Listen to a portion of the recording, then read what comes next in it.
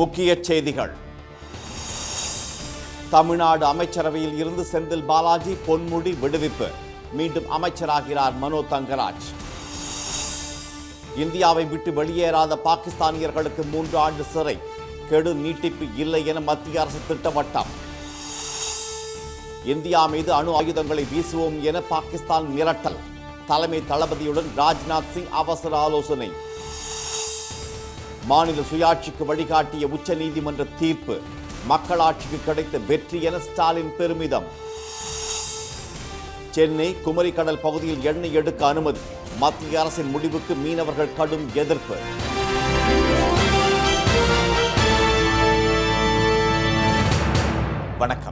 வணக்கம்.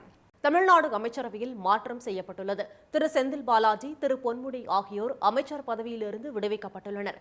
முதலமைச்சர் திரு மு.க. ஸ்டாலின் பரிந்துரையை ஏற்று அமைச்சரவையில் மாற்றம் செய்ய ஆளுநர் திரு ஆர் என் ரவி ஒப்புதல் அளித்துள்ளார்.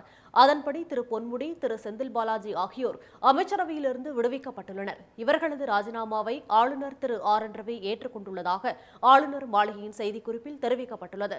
போக்குவரத்து துறை அமைச்சராக உள்ள திரு சிவசங்கருக்கு திரு செந்தில் பாலாஜி வசமிருந்த மின்சாரத்துறை கூடுதல் துறையாக ஒதுக்கீடு செய்யப்பட்டுள்ளது. வீட்டு வசதித்துறை அமைச்சர் திரு முத்துசாமிக்கு கூடுதலாக மதுவிலக்கு மற்றும் ஆயத்தீர்வைத்துறை ஒதுக்கீடு செய்யப்பட்டுள்ளது. அமைச்சர் திரு ராஜகண்ணப்பனுக்கு காதித்துறையும் திரு பொன்முடி வசமிருந்த வனத்துறையும் ஒதுக்கீடு செய்யப்பட்டுள்ளன. பத்மநாபபுரம் எம்எல்ஏ திரு மனோ தங்கராஜை மீண்டும் அமைச்சரவையில் சேர்ப்பதற்கான பரிந்துரைக்கும் ஆளுநர் ஒப்புதல் வழங்கியுள்ளார். புதிய அமைச்சருக்கான பதவியேற்பு விழா சென்னை கிண்டி ஆளுநர் மாளிகையில் இன்று மாலை 6 மணிக்கு நடைபெறும் என்று தெரிவிக்கப்பட்டுள்ளது.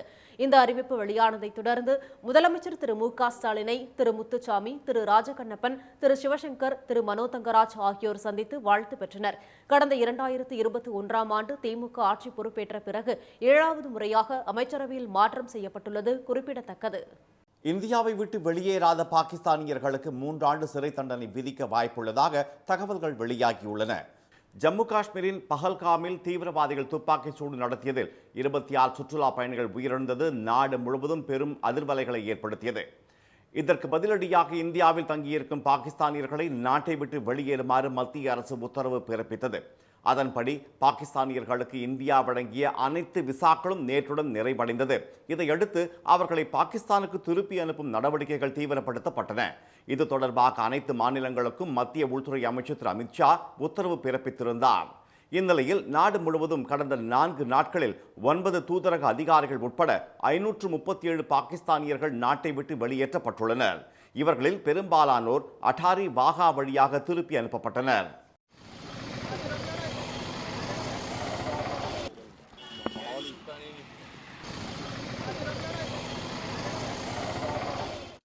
இந்தியா பாகிஸ்தான் இடையே நேரடி விமான சேவை இல்லாததால் சிலர் விமானம் மூலம் வேறு நாடுகள் வழியே பாகிஸ்தானுக்கு திரும்பி சென்றனர். கெடு முடிந்தும் இந்தியாவில் தங்கியிருப்பவர்களை கைது செய்ய உத்தரவிடப்பட்டுள்ளது. அவர்கள் மீது வழக்கு பதிவு செய்து சட்ட ரீதியாக தண்டனை வழங்க நடவடிக்கை எடுக்கப்பட்டு வருகிறது. அதன்படி கைது செய்யப்படும் பாகிஸ்தானியர்களுக்கு 3 ஆண்டுகள் சிறை தண்டனையும் 3 லட்சம் ரூபாய் அபராதமும் விதிக்கப்பட வாய்ப்புள்ளதாக தகவல்கள் தெரிவிக்கின்றன. மருத்துவ சிகிச்சைக்கான விசாவில் இந்தியா வந்த பாகிஸ்தானியர்களுக்கான கெடுவும் நாளையுடன் முடிவடைகிறது. பாகிஸ்தானியர்கள் வெளியேறுவதற்கான காலக்கெடு நீட்டிக்கப்படாது என டெல்லி தகவல்கள் தெரிவிக்கின்றன. இதனிடையே காஷ்மீரில் இதுவரை 10 தீவிரவாதிகளின் வீடுகள் பாதுகாப்பு படையினரால் தகர்க்கப்பட்டதுடன் வீடு வீடாக சோதனை நடத்தப்பட்டு வருகிறது. எல்லையில் பாகிஸ்தான் படையினர் துப்பாக்கி சூடு நடத்தி வரும் நிலையில் அவர்களுக்கு தொடர்ந்து இந்திய ராணுவம் பதிலடி கொடுத்து வருகிறது. இந்நிலையில் முப்படைகளின் தலைமை தளபதி ஜெனரல் திரு அனில் சௌஹான் பாதுகாப்புத்துறை அமைச்சர் திரு ராஜ்நாத் சிங்கை சந்தித்து பேசினார். சுமார் 40 நிமிடங்கள் நீடித்த இந்த சந்திப்பில் பாகிஸ்தானுக்கு எதிரான நடவடிக்கைகள் குறித்து ஆலோசிக்கப்பட்டதாக கூறப்படுகிறது. இந்தியா மீது 130 அணு ஆயுதங்களை வீசுவோம் என பாகிஸ்தான் அமைச்சர் ஹனீஃப் அப்பாசி கூறியிருப்பது இரு நாடுகளிடையே மேலும் பதற்றத்தை அதிகரித்துள்ளது. மாநிலத்தில் சுயாட்சி, மத்தியில் கூட்டாட்சி என்ற இலக்கை வென்றெடுக்க ஆளுநருக்கு எதிரான வழக்கின் தீர்ப்பு வழிகாட்டி இருப்பதாக முதலமைச்சர் திரு மு.க. ஸ்டாலின் தெரிவித்துள்ளார். தமிழக சட்டப்பேரவையில் நிறைவேற்றி அனுப்பப்பட்ட 10 சட்ட மசோதாக்களுக்கு ஆளுநர் ஒப்புதல் அளிக்காமல் நிலுவையில் வைத்திருந்த நிலையில் அதை எதிர்த்து உச்சநீதிமன்றத்தில் தமிழக அரசு வழக்கு தொடர்ந்தது. இந்த வழக்கில் மூத்த வழக்கறிஞர்கள் திரு முகுல் ரோஹத்கி, திரு அபிஷேக் சிங்வி, திரு ராகேஷ் திவேதி, திரு வில்சன் ஆகியோர் வழக்காடி வெற்றி பெற்று தந்தனர். இவர்களுக்கான பாராட்டு விழா சென்னை கிண்டியில் உள்ள தனியார் விடுதியில் திரு மு.க. ஸ்டாலின் தலைமையில் நேற்று நடைபெற்றது. விழாவில் வழக்கறிஞர்களுக்கு செங்கோல் வழங்கி பாராட்டு தெரிவித்த முதலமைச்சர், தேர்ந்தெடுக்கப்பட்ட மாநில அரசுகளை ஆளுநர் என்ற நியமன பதவி மூலம் கட்டுப்படுத்தலாம் என்ற எண்ணம் கொண்டு போட்டி அரசுகளை நடத்த தொல்லைகள் கொடுக்கின்ற காலத்தில் மிக முக்கியமான இந்த தீர்ப்பை உச்சநீதிமன்றம் வழங்கியிருப்பதாக கூறினார்.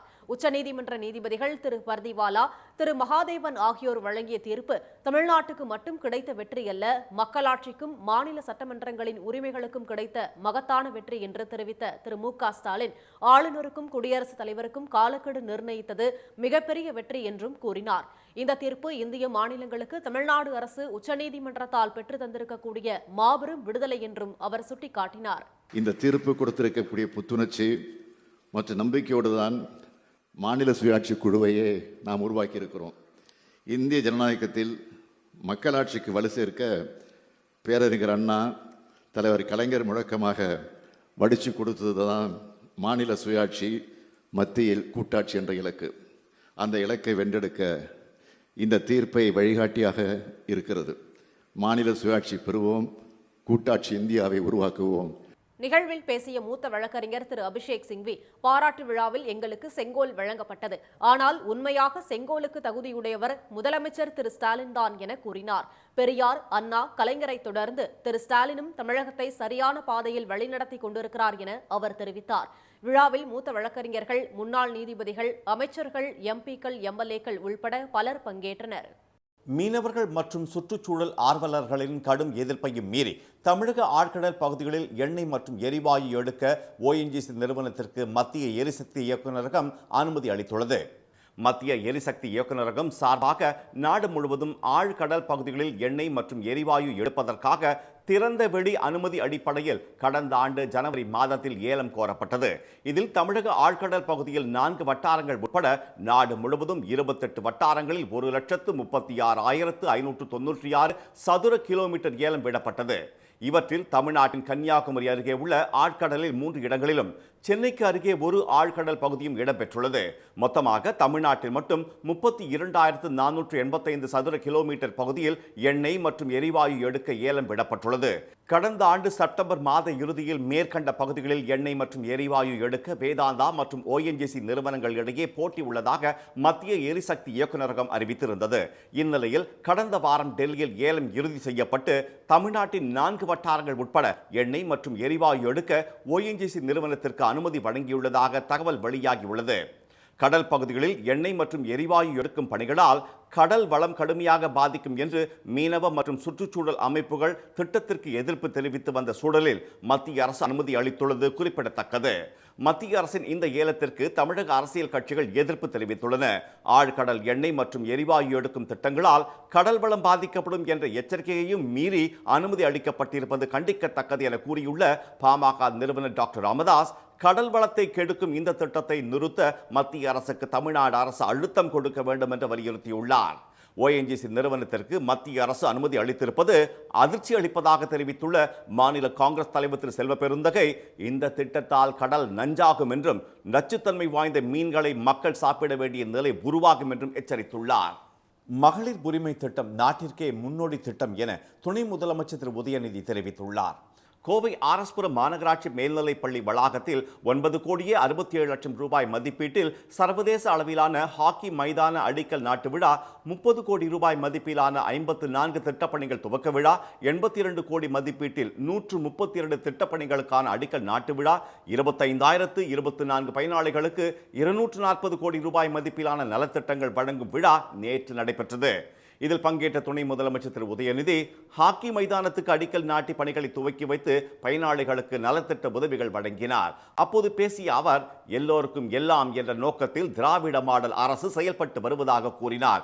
மாணவர்கள், தொழில்துறையினர், மகளிர் குழுவினர், மாற்றுத்திறனாளிகள் என அனைத்து தரப்பு மக்களுக்கும் திராவிட மாடல் அரசு திட்டங்களை நிறைவேற்றி வருவதாக தெரிவித்த திரு உதயநிதி, சில நாட்களுக்கு முன் உள்ளாட்சி அமைப்புகளில் நியமன பதவிகளில் மாற்றுத்திறனாளிகளை நியமிக்க சட்ட மசோதா கொண்டு வரப்பட்டதாக கூறினார். இதன் மூலமாக 13,000 பேருக்கு வாய்ப்பு கிடைக்க உள்ளதாக தெரிவித்த அவர், இது இந்தியாவில் வேறு எந்த மாநிலத்திலும் இல்லாத அம்சமாக பார்க்கப்படுவதாக கூறினார். இந்தியாவே திரும்பி பார்க்கக்கூடிய ஒரு திட்டம், அதுதான் கலைஞர் மகளிர் உரிமை தொகை திட்டம். இந்த திட்டம் மூலமா ஒவ்வொரு மாதமும் கிட்டத்தட்ட 1,15,00,000 மகளிருக்கு மாதம் 1,000 ரூபாய் கலைஞர் மகளிர் உரிமை தொகை திட்டம் கொடுக்கப்பட்டு வருகின்றது. அனைத்து துறைகளிலும் திட்டங்களை சிறப்பாக நிறைவேற்றுவதால் தான் இந்தியாவில் 9.61% வளர்ச்சியுடன் தமிழ்நாடு முதலிடத்தில் இருப்பதாக திரு உதயநிதி பெருமிதம் தெரிவித்தார். ரயில்வே துறையில் 32,000 காலி பணியிடங்களுக்கு 1 கோடி பேருக்கு மேல் விண்ணப்பித்துள்ளனர். இந்திய ரயில்வே துறை உலகின் மிகப்பெரிய ரயில் சேவை அமைப்பாக திகழ்கிறது. இதில் சுமார் 1,00,000 காலி பணியிடங்கள் இருப்பதாக கூறப்படும் நிலையில் அவை முழுமையாக நிரப்பப்படாமல் உள்ளதாக புகார்கள் எழுந்தன. இந்நிலையில் ரயில்வே துறையில் குரூப் டி பிரிவில் தண்டவாள பராமரிப்பாளர், சிக்னல் உதவியாளர், தொழில்நுட்ப உதவியாளர் உள்ளிட்ட 32,438 பணியிடங்களுக்கான அறிவிப்பு வெளியிடப்பட்டது. இதற்கு 10ஆம் வகுப்பு அல்லது சமமான படிப்பு முடித்தவர்கள் விண்ணப்பிக்கலாம் என தெரிவிக்கப்பட்டிருந்தது. இதற்கான காலக்கெடு நிறைவடைந்த நிலையில் இப்பணிகளுக்காக 1,08,00,000 பேருக்கு மேல் விண்ணப்பித்துள்ளதாக ரயில்வே துறை தெரிவித்துள்ளது. இதில் நாட்டிலேயே அதிகபட்சமாக மும்பை மண்டலத்தில் சுமார் 15,00,000 பேர் விண்ணப்பித்துள்ளனர். அதற்கடுத்து சண்டிகர் மண்டலத்திலிருந்து 11,60,000 பேரும், சென்னை மண்டலத்திலிருந்து 11,12,000 பேரும் விண்ணப்பித்துள்ளதாக ரயில்வே வட்டார தகவல்கள் தெரிவிக்கின்றன. இப்பணியிடங்களுக்கான ஆட்சேர்ப்பு தேர்வு தேதி விரைவில் வெளியிடப்படும் என தெரிவிக்கப்பட்டுள்ளது. இதனிடையே பணியிடங்களின் எண்ணிக்கை மற்றும் விண்ணப்பதாரர்களின் எண்ணிக்கைக்கு இடையே மிகப்பெரிய வித்தியாசம் உள்ளதால் தேர்வு கடினமானதாக இருக்கலாம் என கூறப்படுகிறது. கோடை வெயில், மயோனேஸ்க்கு தடை போன்ற காரணங்களால் நாமக்கல்லில் 40% முட்டைகள் தேக்கமடைந்துள்ளன. நாமக்கல் மண்டலத்தில் உள்ள 1000க்கும் மேற்பட்ட கோழி பண்ணைகள் மூலம் நாள் ஒன்றுக்கு 6 கோடி முட்டைகள் உற்பத்தியாகின்றன. தற்போது வெயில் கொளுத்துவதால் தினசரி 50 லட்சம் முட்டைகள் வரை உற்பத்தி சரிந்துள்ளது. கோடை விடுமுறையால் சத்துணவு திட்டத்துக்கு அனுப்பப்பட்டு வந்த சுமார் 1 கோடி முட்டைகளும் அண்மையில் பச்சை முட்டையிலிருந்து தயாரிக்கப்படும் மயோனேஸ்க்கு அரசு ஓராண்டு தடை விதித்ததால் உணவகங்களுக்கு அனுப்பப்பட்டு வந்த 80 லட்சம் முட்டைகளும் தேக்கமடைந்துள்ளன. கோடை வெயில் காரணமாக முட்டை உற்பத்தி கணிசமாக குறைந்துள்ளது.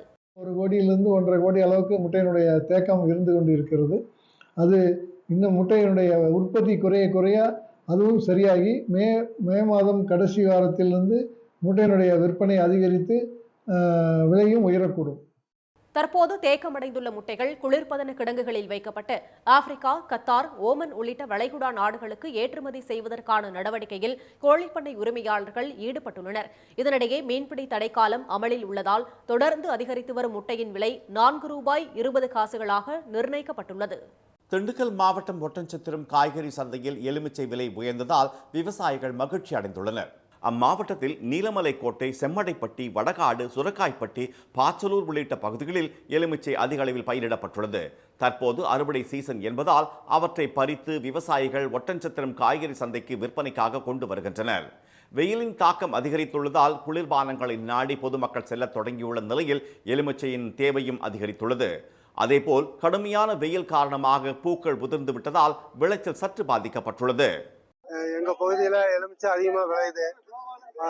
போன மாசத்துக்கு முதல் மாசம் ரொம்ப கம்மியா இருந்தது. இப்போதைக்கு 130 ரூபா மேல் விலை விற்கிற போது சம்சாரிகளுக்கு ரொம்ப சந்தோஷமா தான் இருக்குங்க. ஆனா இதே மகசூல் ரொம்ப குறைவா இருக்குங்க. 10 மூடை வந்த காட்டுக்கு 2 மூடை தான் வருது. சில தினங்களுக்கு முன்பு வரை எலுமிச்சை கிலோ ஒன்றுக்கு 80 ரூபாய்க்கு விற்பனையானது. தற்போது தேவை அதிகரித்துள்ளதால் எலுமிச்சை வியாபாரிகள் போட்டி போட்டு கொள்முதல் செய்து வருகின்றனர். இதனால் தற்போது விலை உயர்ந்து 1 கிலோ எலுமிச்சை 130 ரூபாய்க்கு விற்பனையாகிறது. கோடை விடுமுறையொட்டி தமிழ்நாட்டில் பல்வேறு சுற்றுலா தலங்களில் ஏராளமானோர் குவிந்ததால் கூட்டம் அலைமோதியது. மலைகளின் இளவரசியான கொடைக்கானலுக்கு படையெடுத்த சுற்றுலா பயணிகள் பசுமை பள்ளத்தாக்கு, தூண்பாறை, குணா குகை, பைன்மரக்காடு, மோயர் சதுக்கம், பிரயன் நட்சத்திர ஏரி உள்ளிட்ட இடங்களில் இயற்கை அழகை கண்டுகளித்தனர். மனதை வருடி சென்ற இதமான தென்றல் காற்றை சுவாசித்தபடி அவர்கள் உற்சாகமடைந்தனர். மழை பெஞ்சது, ஆனால் நல்லா ப்ளசண்ட்டான கிளைமேட்டு. இங்கே பிரைன்ஸ் பார்க்கு வந்திருக்கோம். நாங்கள் ஃபேமிலியோட நல்லா என்ஜாய் பண்ணிகிட்டு இருக்கோம். இடையில ஒரு 1/2 hour நல்ல மழை, ஆனால் அதுக்கப்புறம் நல்லா க்ளவுட்ஸு, நல்லா சில் என்ஜாய்மெண்ட்டு, நல்லா வாக்கிங் போயிட்டு வந்ததுக்கப்புறம் ஃப்ளாட்ஸும் நல்லா வச்சுருக்காங்க. ஒகேனக்கலில் குவிந்த சுற்றுலா பயணிகள் காவிரி ஆற்றில் குளித்தும் பரிசல் சவாரி செய்தும் மகிழ்ந்தனர். மீன் அருங்காட்சியகம், முதலை பண்ணை உள்ளிட்ட இடங்களையும் ஆர்வமுடன் ரசித்தனர். தொங்கு பாலத்தில் நின்று காவிரி ஆற்றில் பாய்ந்தோடும் வெள்ளத்தை பார்வையிட்டனர்.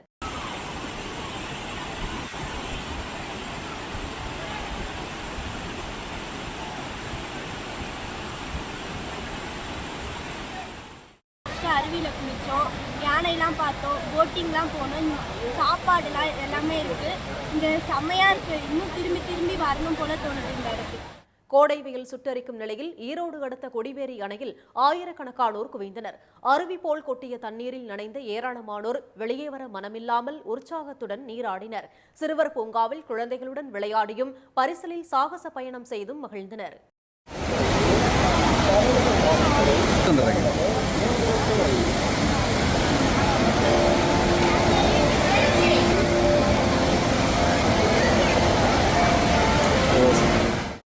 குமரி குற்றாலம் என்று அழைக்கப்படும் திருப்பரப்பு அருவியில் ஆர்ப்பரித்து கொட்டிய தண்ணீரில் சுற்றுலா பயணிகள் ஆனந்த குளியலிட்டு குதூகலித்தனர். மேட்டூர் அணை பூங்காவில் குடும்பத்துடன் குவிந்த ஏராளமானோர் ஊஞ்சல், சறுக்கு உள்ளிட்டவற்றில் குழந்தைகளுடன் விளையாடி பொழுதை கழித்தனர். தமிழகம் மட்டுமின்றி பல்வேறு பகுதிகளிலிருந்தும் சுற்றுலா பயணிகள் குவிந்ததால் சாலையோர கடைகளில் விற்பனை களை கட்டியது. இனி வருவது உலகச் செய்திகள். அமெரிக்காவின் சான் ஆண்டோனியோ நகரில் வசிக்கும் தமிழர்கள் தமிழ் புத்தாண்டை கோலாகலமாக கொண்டாடினர். சான் ஆண்டோனியோ தமிழ்ச்சங்கம் சார்பில் நடைபெற்ற இந்த விழாவில் ஏராளமான தமிழர்கள் உற்சாகமாக கலந்து கொண்டனர். இதில் குழந்தைகள், பெண்கள் உட்பட நூற்றுக்கணக்கானோர் பங்கு பெற்ற நிலையில் பல்வேறு கலை நிகழ்ச்சிகளும் நடைபெற்றன.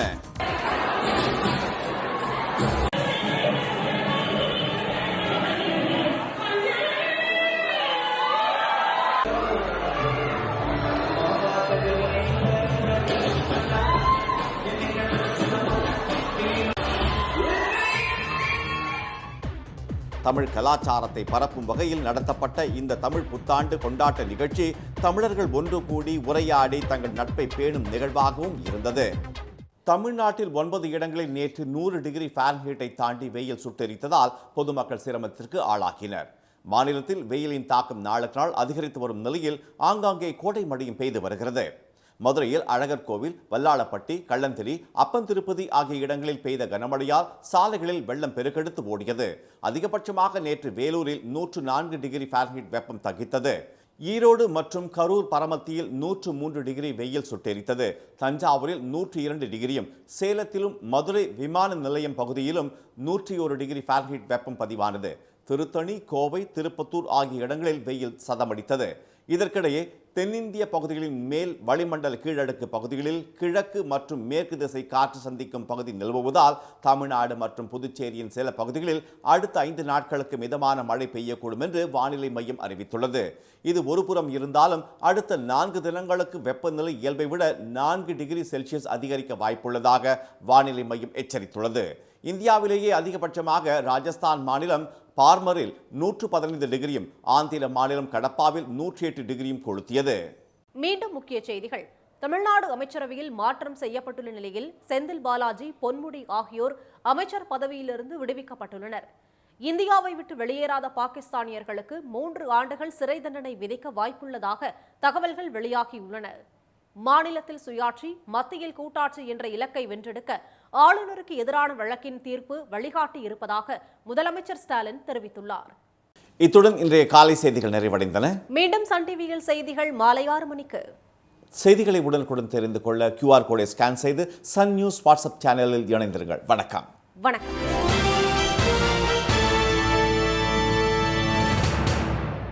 உடனுக்குடன் செய்திகளை தெரிந்து கொள்ள சன் நியூஸ் பெல் ஐகானை கிளிக் பண்ணுங்க.